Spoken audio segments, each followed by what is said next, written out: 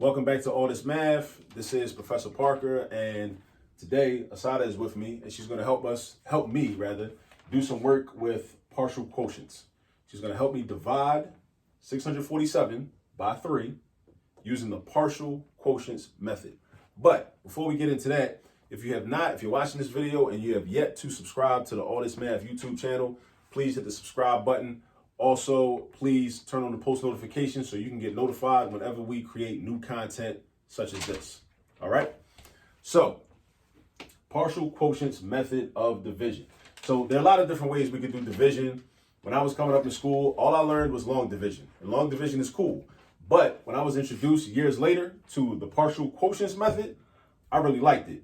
And I showed Assata how to do this, and she likes it too. So I want y'all to benefit from it. All right. So, Assata, in this problem, which number is the dividend? 647. Right. The first number is your dividend. Now, which number is your divisor? 3. 3. Second number is your divisor. All right. Now, in the partial quotients method, it's similar to long division, but it's not exactly like long division. First, you kind of do this symbol like this. Looks like you're about to play hangman or something, right? And Assata, where does the divisor 3 go? Right, so you put the divisor right there. And where does the dividend go? Right here. Inside. It goes inside this shape, right? Now, with partial quotients, your goal is to think of a multiple of the divisor that's less than the dividend. Right? A multiple of the divisor, this number, that's less than the dividend, right? Sometimes it might equal the dividend, and that's cool too, right? But it can't be greater than the dividend. For example, we worked this problem out earlier. Assata, what multiple of 3 did you choose when you wanted to find a multiple of 3 that was less than 647? 600. Now, she chose 600. Now, this is also like another beauty of this type of problem and this method is that different students in a classroom might all think of a different multiple. And that's fine, right? They can all be right. They can all pick different multiples that would be written right here. And they can still end up with the correct final answer, the correct final quotient when they add up all the partial quotients that we're going to come up with. So she chose 600. So you put 600 under the 647 like that. Right? And then next to the 600, what do you write right here? You write 200. And where does the 200 come from? It comes Tell from them. It comes from the 3. The 3 and what? Oh, the 3 and the 600.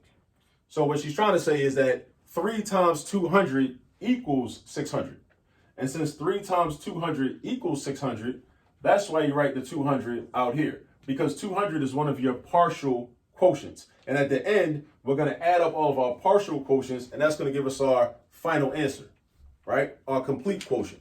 So you add up all the partials, and you get the complete quotient.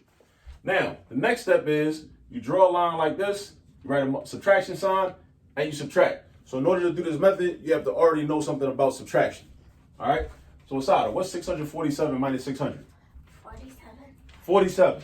So you write your 47 right here. And then you start the process over again. Now, she's going to tell us a multiple of 3 that's less than 47. 36. Now, check this out. You put your 36 right there. Put your minus sign. Draw your horizontal line. What number do you write out here, Assata? 12.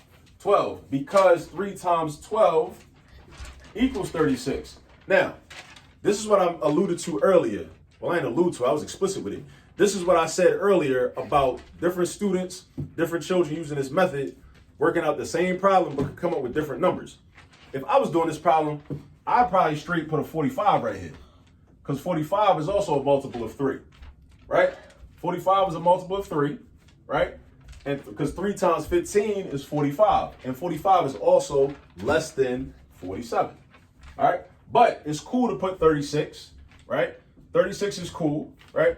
That just means we're going to have to subtract 47 minus 36, get this number, and then do the step again. Now, Assata, when you subtract 47 minus 36, what does that equal? 11. 11. 47 take away 36 is 11. Now, in case you're wondering, you will know when you finish this process when the number you end up with down here is less than the original divisor. Now, 11 is not less than 3, so that means we got to keep working. So, Assata, give me another multiple of 3 that's less than 11. 9. 9 is another multiple of 3 that's less than 11. Matter of fact, 9 is the highest multiple of 3 that's less than 11. And pause for a moment. If you're wondering what a multiple is basically a product, right, that you get when you multiply a number by another whole number, right? That's what a multiple is. So like 9 is a multiple of 3 because I can multiply 3 times 3 itself and get 9. 36 is a multiple of 3 because I can multiply 3 times 12 and get 36. All right? So that's what a multiple is, in case you're wondering.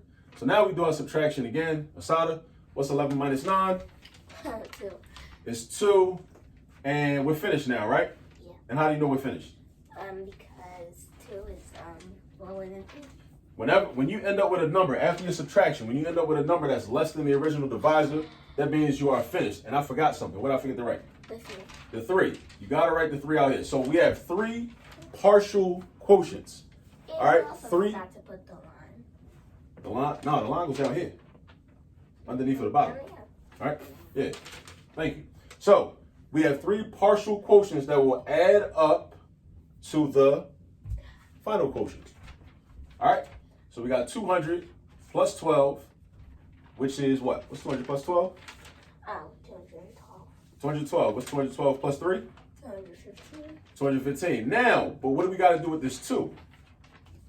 A capital R. And what does the R stand for? Remainder. Yeah.